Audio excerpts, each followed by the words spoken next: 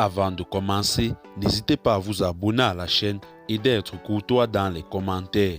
Du côté du Mali, les 49 militaires ivoiriens jugés vendredi 22 juillet.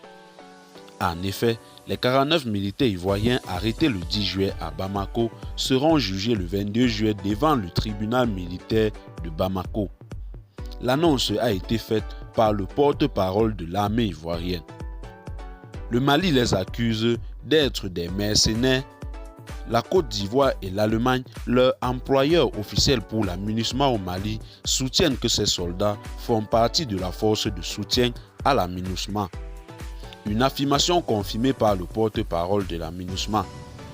Les soldats ivoiriens seraient bien portants et bien traités selon nos informations. Autre information à la une concernant toujours les 49 soldats ivoiriens au Mali. Le cadre d'échange suggère aux autorités ivoiriennes et maliennes une résolution par la voie diplomatique.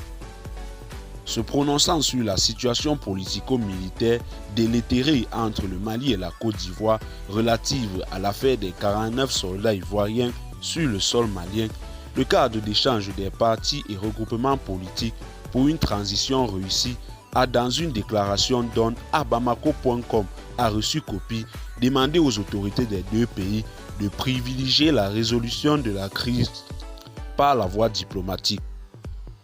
C'est pour le grand bonheur de nos deux peuples.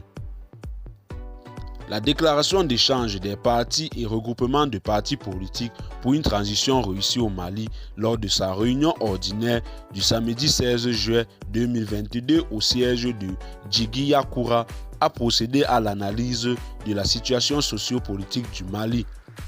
Le cadre suit avec une attention particulière l'incident survenu entre notre pays et la République sœur de Côte d'Ivoire par l'arrestation de 49 soldats ivoiriens sur le sol malien. Le cadre se fondant sur les relations séculaires et fraternelles qu'entretiennent nos deux pays demande aux autorités des deux pays de privilégier la résolution par la voie diplomatique pour le grand bonheur de nos deux peuples.